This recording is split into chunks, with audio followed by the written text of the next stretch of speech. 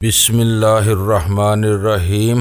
گمنام ہیرو کے معزز ناظرین السلام علیکم۔ آئیے چلتے ہیں کہانی کی طرف۔ تمہارے 48 گھنٹے پرسوں پورے ہوں گے، پھر اس وقت بات ہوگی، میں نے کہا، لیکن ہم کل رات بھی بات کریں گے، ہو سکتا ہے کہ کام بن جائے۔ وہ بولا، کل ہم دونوں مصروف ہیں۔ میں نے دو ٹوک لہجے میں کہا، کل کوئی بات نہیں ہو سکتی، شاید تم میری کسی بات سے ناراض ہو گئے۔ اس کا لہجہ مصالحانہ ہو گیا۔ تمہیں معلوم ہے کہ میں اپنی کوششوں سے ویرا کی کمی گاہ تک رسائی حاصل کرنے میں کامیاب ہوا تھا۔ میرے لیے یہ پتہ لگانا مشکل نہیں ہوگا کہ کل کے لیے واقعی تمہارا کوئی پروگرام ہے یا تم مجھے ٹالنے کی کوشش کر رہے ہو۔ اس کا لہجہ نرم اپنی جگہ، لیکن اس کی بات اشتعال دلانے والی تھی، اس لیے میں فوراً ہی بفر گیا۔ تم حد سے تجاوز کر رہے ہو۔ ہم لوگ اس شہر میں تمہارے باج گزار نہیں ہیں جو اپنے ہر قول اور فعل پر تمہاری خوشنودی کا خیال رکھیں۔ اگر تم نے یا تمہارے کسی آدمی نے اب ہمارے قریب آنے کی کوشش کی تو ہم بے رحمی سے اسے ذبح کر ڈالیں گے۔ شاید تم بھول گئے ہو کہ میری اور ویرا کی پشت پر شیعہ کی وہ قوت ہے جس سے ہر ایک لرزتا ہے۔ اس نے میری کسی بھی بات کا جواب دیے بغیر کہا، اچھا تو اب تم سے پرسوں ہی بات ہوگی۔ میں اس مرحلے پر بات بڑھا کر کوئی بدمزگی پیدا کرنا نہیں چاہتا۔ گفتگو کا سلسلہ ختم کر کے میں نے سسٹم آف کر دیا تاکہ ویرا سے بات کر سکوں۔ غزالہ تو ہر بار چکنی مچھلی کی طرح پھسل کر ہمارے ہاتھوں سے نکلی جا رہی ہے۔ میرا کام ختم ہو جانے پر ویرا نے ایک گہرا سانس لیتے ہوئے مایوسانہ لہجے میں کہا، مقدر کی بات ہے ہم اس قدر کشت و خون کر کے بھی اسے حاصل نہ کر سکے، اور بلیک کیٹ ٹی نے کسی جدوجہد کے بغیر اسے اپنا قیدی بنا لیا۔ میں نے سگریٹ سلگاتے ہوئے کہا، مجھے پورا یقین ہے کہ اب رام دیال دم دکھا دے گا اور بلیک کیٹ ٹی پہلی کھیپ ملنے تک غزالہ کو اپنی قید میں رکھے گا۔ جانو ماچھی کے ٹھکانوں تک تو ہم نے رسائی حاصل کر لی تھی، لیکن بلیک کیٹ ٹی کا سراغ ملنا مشکل ہے۔ اسے تو تم نے شیعہ کی تنظیم اور قوت کی دونس دے ڈالی، لیکن یہاں تم نے اپنے ہاتھوں سے ان دونوں چیزوں کو تباہ کر دیا ہے۔ میں اکیلی تو کچھ بھی نہیں کر سکتی۔ اب ہمیں تحمل سے مناسب وقت کا انتظار کرنا ہوگا۔ ہو سکتا ہے کہ مسز شانتی نارائن سے ہمیں کچھ مدد مل سکے۔ میں نے امید ظاہر کی۔ اس کا مطلب یہ ہوا کہ شانتی سے ملاقات سود مند ثابت نہ ہوئی تو مجھے اسلحہ کی ڈیل کے بارے میں اپنے بڑوں سے رجوع کرنا پڑے گا۔ باہر سے صرف میری ہدایت پر اسلحہ یہاں نہیں بھیجا جائے گا، اور مجھے فکر لاحق ہو چلی ہے کہ میں جو ہی باہر والوں سے کسی بھی سلسلے میں رابطہ کروں گی تو وہ مجھ سے جمی لائٹ کے لیے میرے مشن کے بارے میں خریدنے کی کوشش کریں گے، جس کے لیے میرے پاس کوئی جواب نہیں ہوگا۔ اس میں میرا کیا قصور ہے؟ میں نے بے چارگی سے سوال کیا۔ نہ ہو، لیکن وہاں تو یہی سمجھا جا رہا ہوگا کہ میں پاکستان آ کر پھر بدل گئی ہوں۔ میں نے حیرت سے اسے گھورتے ہوئے پوچھا، اس کی وجہ کیا ہو سکتی ہے؟ اس نے شانے اچکا کر میری طرف دیکھا اور تیز لہجے میں بولی، وہ سیٹلائٹ مائکرو فون سے میری مصروفیات کی نگرانی کر رہے تھے، تم نے اسے تباہ کر کے وہ رابطہ ہی منقطع کر دیا۔ انہیں تشویش تو ضرور ہوگی، اور پھر میں نے بھی یہاں آنے کے بعد سے اب تک ان لوگوں میں سے کسی سے رابطہ نہیں کیا ہے۔ سیٹلائٹ مائکرو فون تمہارے کمرے میں تمہاری لا علمی میں چھپایا گیا تھا۔ تم خود ہی انہیں اپنے کمرے میں کسی مشتبہ لاسلکی آلے کی موجودگی کی خبر سنا سکتی ہو۔ کہہ دینا کہ تمہاری چھیڑ چھاڑ کے نتیجے میں وہ آلہ یک بیک جل کر تباہ ہو گیا۔ اس کہانی کے بعد کوئی بھی تم سے کوئی سوال نہیں کر سکے گا۔ ترکیبیں بتانا دنیا کا سب سے آسان کام ہے۔ اب اس معاملے کو تو مجھے ہی بھگتنا ہوگا۔ بظاہر میں اس مائکرو فون سے انجان بن سکتی ہوں، لیکن میری اس بے خبری پر کوئی اعتراض نہیں کرے گا۔ شیعہ کے بڑوں کو اپنے اعلیٰ اختیارات کی وجہ سے بعض ایسی چیزوں اور رازوں تک بھی رسائی حاصل ہو جاتی ہے جو اصولاً ان کے علم میں نہیں آنے چاہیے۔ سیٹلائٹ مائکرو فون کی کارکردگی میں ڈلاس میں بنفس نفیس دیکھ چکی ہوں۔ وہ بعد کی باتیں ہیں، جب وقت آئے گا تو دیکھا جائے گا۔ فی الحال تو میرے ذہن میں شانتی نارائن سوار ہو کر رہ گئی ہے۔ اب میری تمام امیدیں اسی کی ذات سے وابستہ ہو کر رہ گئی ہیں۔ ابھی بلیک کیٹ ٹی نے تم سے جو کچھ کہا ہے، اس سے یہ ظاہر ہوتا ہے کہ اگر اس کی نیت خراب ہو رہی ہے تو وہ اب تک رام دیال کو بھی اپنے ارادوں سے آگاہ کر چکا ہوگا، تاکہ اس سے براہ راست بات کریں تو وہ ہم کو اصل کہانی سے آشنا نہ کر دے۔ اور اگر وہ ایسا کر بیٹھا ہے تو یقین رکھو کہ رام دیال شانتی نارائن کو بھی بریف کر دیا ہوگا اور وہ ہمارے کسی کام نہیں آ سکے گی۔ اگر وہ تم سے ملی بھی تو تمہیں گمراہ کرنے کی کوشش کرے گی۔ میں نے ایک ہلکا سا کہا لگایا، تو اب میں کون سا پارسا ہوں؟ پھر خوبصورت اور دل نواز عورتوں سے مل کر تو شیخ کا بھی گمراہی کے لیے مچلنے لگتا ہے۔ تم نے بھی عجیب سمابی طبیعت پائی ہے۔ وہ مجھے گھورتے ہوئے ملامت امیز لہجے میں بولی، ابھی غزالہ کے فرار خاک میں گلے جا رہے تھے اور اب شانتی سے ملنے کی امید میں کہہ لگا رہے ہو۔ تمہاری طبیعت کے اسی تلون سے شاید سلطان شاہ چڑچڑاتا ہے، اگر اس وقت وہ موجود ہوتا تو یقیناً تم سے لڑ پڑا ہوتا۔ سلطان شاہ کے ذکر پر میں چونک پڑا، باتوں میں ڈوب کر میں وہ قصہ تو بھول ہی گیا تھا۔ تنہائی میں تم نے اس کے ساتھ کیا حرکت کی تھی کہ وہ خود کو گھر میں محصور کر لینے پر مجبور ہو گیا تھا؟ وہ خاصا شرمسار اور جھیمپا ہوا نظر آ رہا تھا، اسی وجہ سے اس نے اس سے بھی زیادہ باز پرس نہیں کی۔ اس بار وہ ہنستے ہوئے بے پروایانہ لہجے میں بولی تھی، اسی سے پوچھ لینا۔ چھیڑ چھاڑ کے بعد بات ہاتھا پائی اور پھر مشتی تک پہنچ گئی تھی۔ میرا اندازہ ہے کہ آج کے واقعے کے بعد ہمیشہ کے لیے ہم دونوں کے تعلقات بہتر ہو جائیں گے۔ دراصل میں آج سے پہلے اس کے ٹائپ کا اندازہ نہیں لگا سکی تھی۔ تم مجھ سے کچھ چھپا رہی ہو، میں نے اس کی آنکھوں میں جھانکتے ہوئے کہا۔ وہ شوخ لہجے میں بولی، میں کسی سے کچھ نہیں چھپاتی، کچھ ہوا تھا وہ میں نے تمہیں بتا دیا۔ اس سے آگے کی تحریر اس کی آنکھوں میں پڑھنے کی کوشش کرنا۔ وہ بہت ضدی اور ہاٹ درم تھی۔ میں نے اندازہ لگا لیا کہ وہ اس موضوع پر اس وقت مزید زبان نہیں کھولے گی، اس لیے میں نے چلنے کا ارادہ کیا، مگر وہ بھی میرے ساتھ ہی اٹھ گئی۔ تم کہاں چلی؟ میں نے غصیلے لہجے میں سوال کیا۔ اب میں بڑی حد تک تمہاری پارٹی میں شامل ہو چکی ہوں، اس لیے مجھ سے دور بھاگنے کی کوششیں بے سود ہیں۔ میں جاننا چاہتی ہوں کہ سلمہ نے کیسٹر آئل پی کر کیا کارنامہ سر انجام دیا ہے۔ جہانگیر اس معاملے میں بہت جذباتی ہے، اس کے سامنے یہ الفاظ نہ دہرا بیٹھنا ورنہ وہ زندگی بھر کے لیے تمہاری صورت سے بیزار ہو جائے گا۔ وہ مجھے چیلنج کرنے والے انداز میں بولی۔ وہ سلطان شاہ کی طرح بالکل ضد ہے۔ میری اصلیت سے آگاہ ہوتے ہی مجھ پر ریشہ ختمی ہوا جا رہا تھا۔ تم اسے بار بار نہ ٹوک رہے ہوتے تو وہ میرے پیر چاٹ رہا ہوتا۔ اس سے میرے مراسم بہت دوستانہ اور بے تکلفانہ تھے، لیکن جہانگیر اور سلطان شاہ اس کی وجہ سے قدرے ذہنی دباؤ کی حالت میں رہتے تھے، اس لیے میں اسے ساتھ لے جانے پر آمادہ نہیں تھا۔ لیکن اس کے اصرار کے سامنے مجھے ہتھیار ڈالنے پڑے اور وہ اپنا گھر مکفل کر کے میرے ساتھ وہاں سے روانہ ہو گئی۔ وہ اس وسیع و عریض مکان میں برقی حفاظتی نظام اور برقی تالوں کے حصار میں تنہا رہتی تھی۔ چند روز پہلے تک اسے گمان تھا کہ اس مکان کا حفاظتی نظام ناقابل تسخیر تھا۔ اس کی خلوت میں کسی اجنبی کی مداخلت بعید از قیاس تھی، لیکن بلیک کیٹ ٹی نے اس کی لا علمی میں اس کے ڈرائنگ روم میں لاسلکی مواصلاتی نظام نصب کر کے اس کے اعتماد کو خاصی ذک پہنچائی تھی، مگر پھر بھی ویرا کا خیال تھا کہ ہر شخص بلیک کیٹ ٹی کی طرح اس کے مکان میں رسائی حاصل نہیں کر سکتا تھا، اس لیے اس نے پھاٹک پر برقی قفل کے علاوہ کوئی اور احتیاط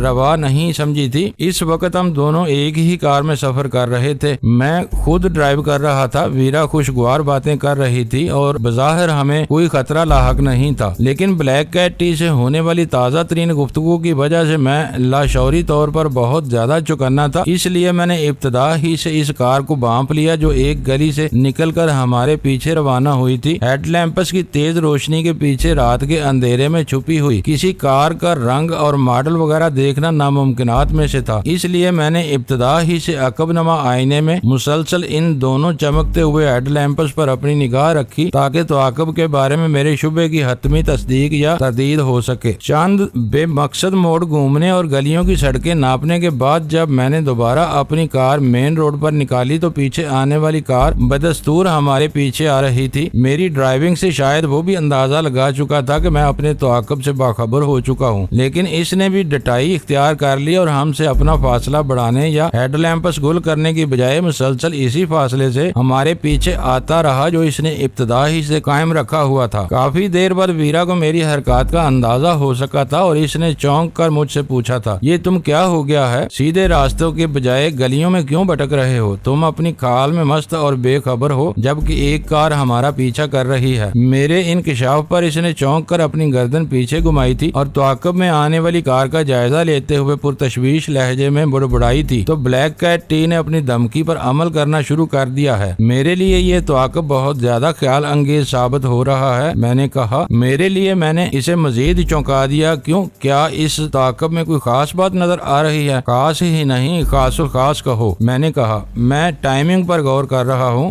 ویرا نے اس اسنا میں اپنے بیگ میں سے بھرا ہوا پستول نکال کر گود میں رکھ لیا تھا۔ وہ بولی، کھل کر بات کرو، میں تمہارا مطلب نہیں سمجھ سکی۔ کس ٹائمنگ پر غور کر رہے ہو تم؟ بلیک کیٹ ٹی سے ہماری گفتگو کو ختم ہوئے بمشکل 5-10 منٹ ہی گزرے ہوں گے کہ ایک کار نے ہمارا پیچھا کرنا شروع کر دیا۔ میں شرط لگا سکتا ہوں کہ ہم فوراً بھی روانہ ہوئے ہوتے تو کار کار اسی طرح ہمارے پیچھے لگی ہوئی ہوتی۔ اس کا مطلب ہے کہ وہ اسی علاقے میں ہمارے آس پاس ہی رہتا ہے، وہ کہیں بھی رہتا ہے، اس سے کوئی فرق نہیں پڑتا۔ میرا خیال ہے کہ اب میں اس کا طریقہ کار کسی حد تک سمجھ چکا ہوں۔ وہ اول درجے کا مکار اور سازشی ہے اور شاید خود ہی ہمارا تعاقب کر رہا ہے، میں نے کہا۔ اس نے حیرت اور بے یقینی سے سوال کیا، وہ خود ہمارا پیچھا کر رہا ہے؟ ہاں، میں اسی نتیجے پر پہنچا ہوں، میں نے کار کی رفتار تیز کرتے ہوئے کہا۔ اس کا مطلب تو یہ ہوا کہ غزالہ بھی اس کار میں اسی کے ساتھ ہے۔ اس نے ابھی چند منٹ پہلے ٹرانسمیٹر پر غزالہ سے ہماری بات کرائی تھی۔ کھوپڑی میں امکانات روشن ہونے کے ساتھ ہی میں اس کی حیرت میں بھی اضافہ ہوتا جا رہا تھا۔ خدا کا شکر ہے کہ میری بات تمہاری سمجھ میں آ گئی، میں نے ایک گہرا سانس لے کر کہا۔ اس نے جو آلات تمہارے ڈرائنگ روم میں نصب کیے ہیں وہ بہت زیادہ طاقتور نہیں ہیں۔ طویل فاصلوں پر کام کرنے والے ہائی فریکوینسی لاسلکی آلات کے استعمال میں ہر وقت یہ خدشہ رہتا ہے کہ درمیان میں کوئی غیر متعلقہ فریق پیغام نہ سن لے، اس لیے وہ مقررہ وقت پر کسی قریبی گلی میں اپنی کار پارک کر کے وہیں سے ہم سے بات کرتا ہے اور ہمیں یہ تاثر دینے کی کوشش کرتا ہے کہ وہ ہم سے بہت دور اپنے کسی محفوظ ٹھکانے سے سارے مذاکرات کر رہا ہے، جبکہ یہ آلات شاید چند کلومیٹر سے زیادہ آگے تک کام ہی نہیں کرتے ہوں گے۔ تم ٹھیک کہہ رہے ہو، ورنہ اتنی جلدی وہ کسی کو ہمارے پیچھے نہیں لگا سکتا تھا۔ میرا خیال ہے کہ اب ہمیں اس کو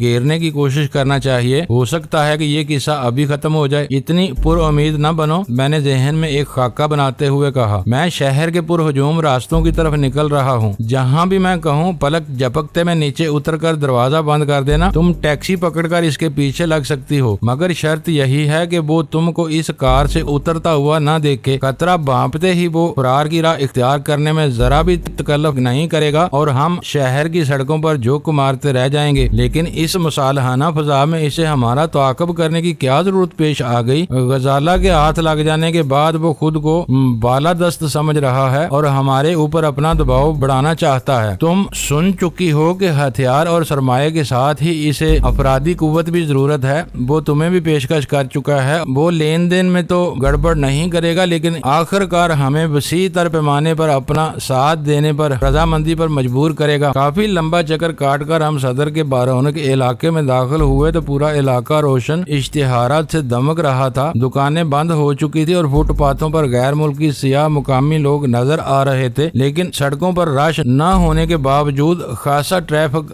رواں دواں تھا۔ میرے ذہن میں ایک واضح پروگرام بن چکا تھا جب محض میرا پیچھا کر رہا تھا، اس لیے رفتار کی کمی بیشی کا اٹھاتے ہوئے میں اپنے اور اس کے درمیان کئی کاریں کرنے میں کامیاب ہو گیا۔ اگلے چوراہے پر میں نے اچانک ہی اپنی کار رفتار کم کر دی۔ پہلو سے گاڑیاں نکلتی لیکن میں اپنی رفتار میں رینگتا رہا۔ میرے پیچھے آنے والے میری اس سست روی سے پریشان ہونے لگے۔ کئی ہارن بجائے گئے مگر میں نے انہیں نظر انداز کر دیا۔ آگے نظر آنے والے سبز سگنل کی وجہ سے دائیں بائیں جانب کی قطار میں ٹریفک تیزی سے رواں تھا، اس لیے میرے پیچھے آنے والوں کے لیے پہلو کاٹ کر آگے نکلنا بھی ممکن نہیں تھا۔ پھر جو ہی سگنل پول پر زرد بتی روشن ہوئی، میں نے کار کی رفتار یک بیک تیز کر دی۔ چوراہے پر پہنچنے تک بتی جل اٹھی اور میں دوسری سمت کا ٹریفک رواں ہونے تک کہ میں سرخ بتی کی پرواہ کیے بغیر برق رفتاری کے ساتھ نکلتا چلا گیا۔ میرے پیچھے آنے والوں کو رکنا پڑ گیا تھا۔ تعاقب کرنے والا اس بھیڑ میں پھنس کر رہ گیا تھا۔ اگلا سگنل بند تھا، وہاں صرف چند ہی گاڑیاں تھیں۔ رکنے سے پہلے ہی میں نے ویرا کو اشارہ کر دیا اور وہ پلک جھپکتے میں گاڑی سے اتر کر آگے کھڑی ہوئی ٹیکسی کی طرف لپکی۔ شہر کی روایت کے برعکس اس نے ٹیکسی ڈرائیور سے مذاکرات میں ایک لمحہ بھی ضائع نہیں کیا تھا اور دروازے پر عقبی نشست میں غائب ہو گئی تھی۔ عقب نما آئینے میں پچھلے سگنل سے ٹریفک سگنل سبز نظر آیا تو اسی لمحے میرا سگنل بھی سبز ہو گیا۔ میرا تعاقب کرنے والا شاید چند سو گز کے فاصلے سے یہ دیکھ چکا تھا کہ بائیں طرف گھوم کر کہیں غائب ہو جانے کے سرخ بتی پر رک جانے کا فیصلہ کیا تھا، اس لیے راستہ کھلتے ہی وہ ڈرائیو تک کے کرتب دکھاتا ہوا دوسری گاڑیوں سے آگے نکلا تھا اور دیکھتے ہی دیکھتے میرے اور اس کے درمیان صرف 2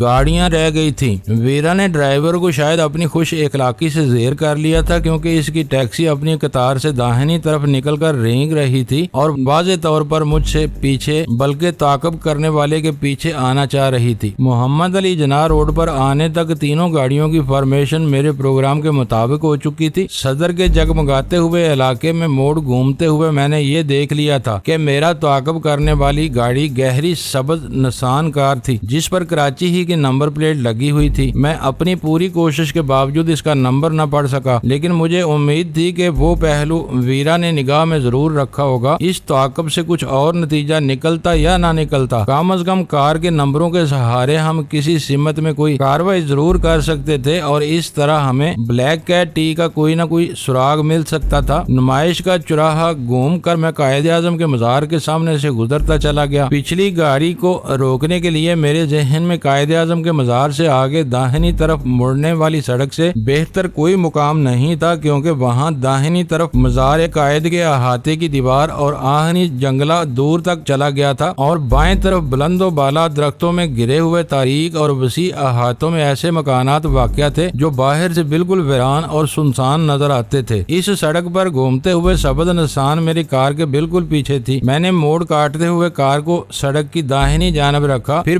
بہت تیزی سے سائیڈ کاٹتے ہوئے اپنی کار کو اس طرح بائیں طرف دبایا کہ سبز کار والا کوشش کے باوجود مجھ سے آگے نکلنے کی ان کوششوں میں کامیاب نہ ہو سکا۔ اسی اثنا میں پیچھے سے ویرا کی ٹیکسی بھی سر پر آ گئی۔ میں دروازہ کھول کر نیچے اترنا ہی چاہتا تھا کہ پیچھے سے ٹھک کی سی ایک مشینی آواز کے ساتھ بے آواز شعلہ فضا میں تیرتا ہوا میری کار کی طرف آیا اور باڈی میں سوراخ ہو گیا۔ میں نے نیچے اترنے کا ارادہ ترک کر کے اپنا پستول سنبھال لیا۔ سبز نشان والا سائلنسر لگے ہوئے پستول سے فائر کر رہا تھا۔ اس نے پے در پہ مزید 3 فائر کیے۔ میری گاڑی کا ایک پہیا ٹائر دھماکے سے پھٹ گیا۔ اسی کے ساتھ سبز نشان حرکت میں آ گئی۔ گولیوں کی اس بوچھاڑ میں میرے لیے زیادہ سر ابھارنا خطرناک ہو سکتا تھا، کیونکہ سبز کار والے کو پہل کا فائدہ حاصل ہو چکا تھا۔ میں نے بس اتنا دیکھا کہ تاریکی میں کوئی باریش شخص اس کی ڈرائیونگ سیٹ پر جمع ہوا تھا۔ میں چاہتا تو پھٹے ہوئے ٹائر کی پرواہ کیے بغیر اس کا تعاقب جاری رکھنے کی کوشش کر سکتا تھا، لیکن میں جانتا تھا کہ میری وہ کوشش بے سود ہوتی۔ البتہ مجھے یہ حیرت تھی کہ ویرا کی طرف سے کیوں خاموشی اختیار کر لی گئی تھی۔ چند ہی ثانیوں میں مجھے اپنی اس ناقابل فہم پہیلی کا جواب بھی مل گیا۔ ویرا بری طرح ہانپتی ہوئی پوری رفتار سے دوڑتی ہوئی میری طرف آئی تھی۔ ایک لہیم شہیم انسانی حیبلہ اس کا تعاقب کر رہا تھا۔ میں نے یہ سمجھنے میں کوئی غلطی نہیں کی کہ وہ ٹیکسی ڈرائیور تھا۔ اس وحشی کو روکو، اس نے دروازہ کھول کر میرے برابر والی نشست پر گرتے ہوئے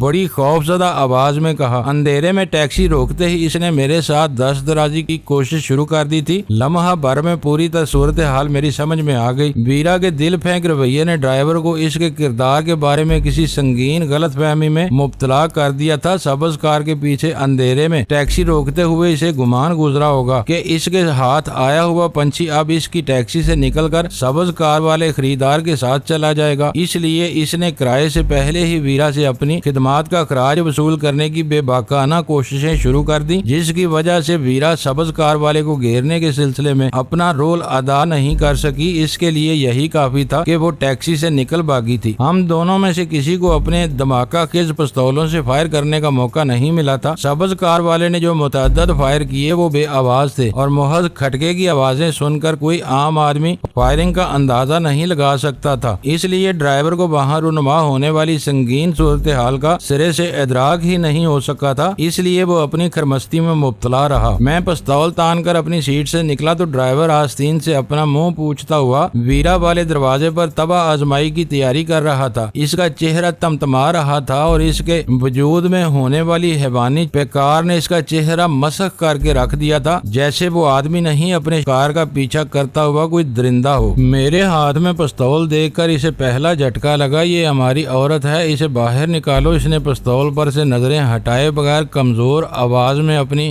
جاندار مطالبہ پیش کیا۔ یہ اپنے باپ کی نہیں ہے تو تمہاری کیسے ہو سکتی ہے؟ میں نے آگے بڑھتے ہوئے کہا اور وہ بیچارہ الٹے قدموں پیچھے کی طرف سرکنے لگا۔ اس وقت مجھے اس پر ترس بھی آ رہا تھا۔ وہ جوان اور بہت صحت مند نوجوان تھا۔ میں اندازہ لگا سکتا تھا کہ ویرا اسے کیسی لچھے دار باتوں میں الجھا کر تعاقب پر آمادہ کر سکی ہوگی۔ تم اس کا باپ تو نہیں ہو سکتا، اس نے مجھے گھورتے ہوئے پوری یقین لہجے میں کہا۔ اس نے ہم کو سبز گاڑی کا پیچھا کرنے اور بعد میں ہمارا ڈیرے پر چلنے کا وعدہ کیا تھا۔ ضرور کیا ہوگا، مگر اب تم کو صرف کرائے پر گزارا کرنا ہوگا، میں نے مصالحانہ لہجے میں کہا۔ یہ تھوڑی سی کریک ہے، گھر سے باہر نکل کر ہر ایک سے ایسے ہی اول فول وعدے کرتی ہے اور بعد میں اسے حدود آرڈیننس کے تحت پولیس والوں کو پکڑوا دیتی ہے۔ اس کی باتوں پر جاؤ گے تو کرائے سے ہاتھ دھونے کے علاوہ درے بھی کھانا پڑیں گے۔ میری اس صاف بیانی پر وہ صرف منہ چلا کر رہ گیا، لیکن کچھ کہہ نہ سکا۔ یہ لو، ویرا نے کار سے اتر کر 100 روپے کا نوٹ اس کی طرف بڑھاتے ہوئے کہا، یہ تمہارے کرائے سے بہت زیادہ اور تمہارا تمہارا انعام ہے۔ غیر عورتوں کی باتوں پر آئندہ کبھی بھروسہ نہیں کرنا۔ ویرا کے داہنے ہاتھ میں بھی پستول تھا، اس لیے اس نے مزید کسی بحث کا ارادہ ترک کر دیا اور تحقیر آمیز انداز میں ویرا کے ہاتھ سے نوٹ جپٹ کر زیر لب کچھ بڑبڑاتا ہوا اپنی ٹیکسی کی طرف بڑھ گیا۔ مجھے خطرہ تھا کہ سبز کار والا کہیں چکر کاٹ کر دوبارہ ادھر نہ آ نکلے، اس لیے میں نے فوراً ہی انجن سٹارٹ کر کے اپنی کار آگے بڑھا دی تاکہ کسی محفوظ ملحقہ گلی میں سکون سے ٹائر بدل سکوں۔ تم نے اسے بہت آسانی سے نکل جانے دیا اور یہ تمہاری کار کچھ لہرا کیوں رہی ہے؟ ویرا نے اپنے بال سمیٹتے ہوئے پہلے ملامت آمیز اور پھر قدرے تحیر زدہ لہجے میں سوال کیا تھا۔ آسانی اس لیے کہہ رہی ہو کہ تم اپنے ٹیکسی ڈرائیور کے ساتھ موج اڑا رہی تھی، میں نے تلخ لہجے میں کہا۔ وہ مجھ پر بے آواز پستول کا پورا میگزین خالی کر کے بھاگا ہے۔ غنیمت ہے کہ میری کھوپڑی کے بجائے کار کا صرف ایک ٹائر ہی فلیٹ ہوا ہے، ورنہ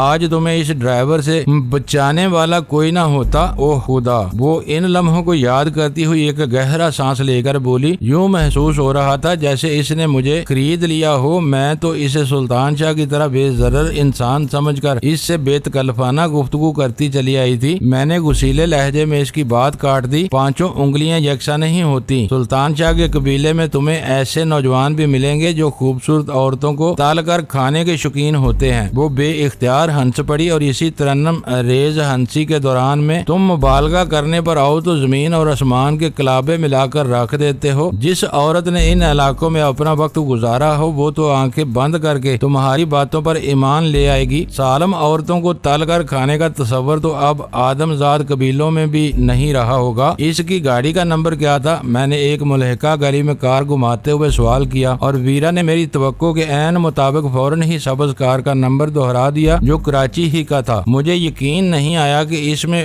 بلیک کیٹ ٹی یا اس کا کوئی آدمی سوار تھا۔ وہ اپنی بات جاری رکھتے ہوئے بولی، وہ تو کوئی دراز ریش مولوی نما آدمی تھا اور کار میں اکیلا ہی تھا۔ اگر تم اس کی بے آواز فائرنگ کی کہانی نہ سناتے تو میں یہی سمجھتی کہ تمہاری عدم توجہ سے ہم اصل کار کو نظر انداز کر گئے تھے۔ نیم اندھیرے میں اس کی ایک ہلکی سی جھلک میں نے دیکھی تھی۔ میں نے اس کی تائید کی۔ شاید تم بھول گئی ہو کہ اس نے خود ہی پاکستان کے کسی سرحدی قصبے میں برسوں کی ریاضت کا ذکر کیا تھا۔ ہو سکتا ہے کہ اس نے ہم لوگوں کو بیوقوف بنانے کے لیے کسی پیر، مولوی یا ملا کا روپ دھارا ہوا ہو۔ مذہب اور مذہبی شخصیتوں کے معاملے میں عام مسلمان بہت سادہ لو ثابت ہوتے ہیں اور نہایت آسانی سے بیوقوف بن جاتے ہیں۔ تم عام لوگوں کی بات کرتے ہو۔ وہ ہنستے ہوئے بولی، حکیم مومن خان کی ہیروین فیکٹری کا قیام کے دنوں میں نے تمہارے ایک وزیر کو خیبر کے پہاڑوں میں ایک ننگ دڑنگ مجذوب کے پاؤں دابتے دیکھا ہے۔ وہ وزیر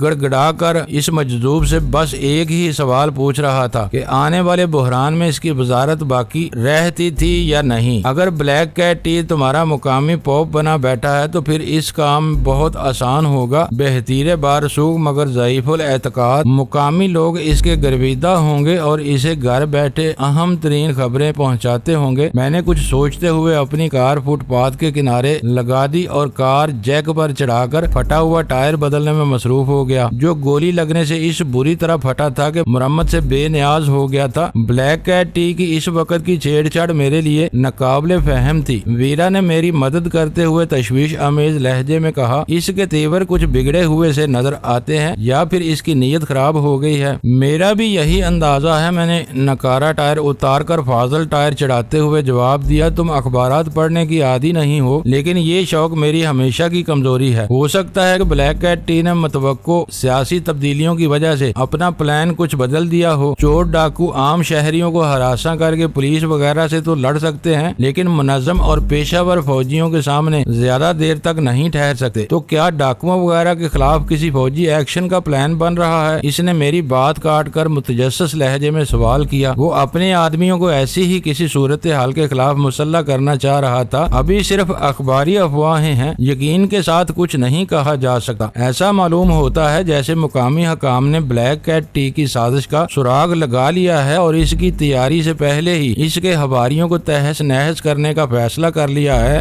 بلیک کیٹ ٹی نے ہمیں 2 دن کا وقت دیا ہے۔ میرا خیال ہے کہ اس وقت تک واضح صورتحال سامنے آ جائے گی۔ کار کا ٹائر تبدیل کر کے تازہ ترین واقعات پر اپنا مغز کھپاتے ہوئے ہم دونوں جہانگیر کے گھر پہنچے تو وہاں خوشی کا سما طاری تھا۔ گھر کی تمام روشنیاں جل رہی تھی، چوکیدار سے لے کر اندر دفتر کے ملازمین تک سب ہی مسرور نظر آ رہے تھے، اور سب سے بڑی بات یہ تھی کہ اندر سے طاقتور ڈیک کے اسپیکروں کے ذریعے ایک مشہور مغنیہ کے ایک تربیہ نغمے کے بول باہر تک گونج رہے تھے۔ ویرا نے مسکراتے ہوئے معنی خیز نظروں سے میری طرف دیکھا، لیکن منہ سے کچھ نہیں بولی۔ ہم کار سے اتر کر برآمدے کے زینے بھی طے نہ کرنے پائے تھے کہ جہانگیر اندر سے دوڑتا ہوا آیا اور مجھ سے بغل گیر ہو گیا اور فرتے جذبات سے تقریباً روندی ہوئی آواز میں بولا، یار اللہ نے مجھ پر بڑا کرم کیا، سلمہ کی گود میں ایک چاند جیسا بیٹا کھیل رہا ہے اور دونوں کے ساتھ سب کچھ نارمل رہا ہے۔ میں نے نہایت گرم جوشی کے ساتھ اسے اپنی باہوں میں بھینچ کر اس خوشخبری پر مبارکباد دی۔ میرے سینے سے الگ ہو کر وہ ویرا کی طرف مڑا تو اس نے ویرا سے مصافحے کے لیے اپنا ہاتھ بڑھایا، لیکن ویرا نے اس کے گلے سے لگ کر اس کے رخسار پر مبارکباد کا بوسہ دے کر نہ صرف اسے بلکہ مجھے بھی حیران کر دیا۔ وہ ایک جذباتی فضا ہو گئی تھی۔ ویرا کی پشت میری طرف تھی، لیکن اس کے شانے پر سے جہانگیر کا چہرہ میری طرف تھا۔ ویرا کے نرم و نازک وجود کے گرد اپنے ہاتھ حمائل کرتے ہوئے جہانگیر کے چہرے پر دوران خون کا دباؤ جس رفتار سے بڑھا، اس سے میں نے اندازہ لگا لیا کہ وہ رسم موقع اور دستور کی اس خوابناک یکجائی سے پوری طرح لطف اندوز ہوا تھا۔ ویرا نے خود ہی اس کی طرف پیش قدمی کی تھی، اس لیے کئی لمحوں تک اس نے پسپائی کی کوئی علامت ظاہر نہیں کی، لیکن جب اس کی پشت پر جہانگیر کی مضبوط کلائیوں کا دباؤ بڑھنے لگا تو وہ کسمسا کر اس سے الگ ہو گئی۔ مبارکباد کا بہت بہت شکریہ مادام، اس نے ویرا کی طرف اپنے سر کو خم دے کر برائی ہوئی آواز میں کہا تھا۔ تم واقعی دنیا کی سب سے زیادہ خوش مزاج اور فراخ دل خاتون ہو۔ میں ہمیشہ ایسا ہی رہنا چاہتی ہوں، مگر بعض لوگ میرے جذبوں کی قدر نہیں کرتے۔ مجھے خوشی ہے کہ ایک اچھے شوہر کے بعد آج تم ایک باپ بھی بن گئے ہو۔ آج رات ہم اس خوشی کا جشن منائیں گے۔ جہانگیر کا چہرہ کھل اٹھا۔ تازہ ترین خوشگوار واقعے کے بعد ویرا کی وہ پیشکش اس کے لیے دعوت سے کم نہیں تھی۔ وہ ہم سے آگے آگے اندر داخل ہوا تھا۔ ویرا شوق نظروں سے میری طرف دیکھ کر مسکرائے جا رہی تھی۔ کبھی کبھی تم اپنے آپے سے باہر ہو جاتی ہو، اب وہ ساری رات شراب پی کر تمہیں اپنے ساتھ نچاتا رہے گا۔ میں تم دونوں کا ساتھ نہیں دے سکوں گا، مجھے کچھ کام سر انجام دینے ہیں۔ سلطان شاہ خشکا بنا رہے گا، تم اپنے کام میں لگ جاؤ گے تو دو آدمی کیا خاک جشن منائیں گے؟ وہ برا سا منہ بنا کر غصیلے لہجے میں بولی تھی۔ وہ تو واقعی میری مٹی پلید کر ڈالے گا۔ مجھے بلیک کیٹ ٹی کی کار کے نمبروں پر کچھ کام کرنا ہے، میں نے دانت پیستے ہوئے کہا۔ تمہاری کھوپڑی پر جب شیطان سوار ہوتا ہے تو تم برے اور برے کی تمیز تک کھو بیٹھتی ہو۔ جب تم خود بے لگام ہونے لگتے ہو تو کسی کو اپنی حرکتوں پر اعتراض تک کرنے کا موقع نہیں دیتے۔ تمہیں اندازہ نہیں ہے کہ برسوں کے صبر آزما انتظار کے بعد جب آدمی اچانک باپ بنتا ہے تو اس کے کیا جذبات ہوتے ہیں۔ میں نے تو اپنے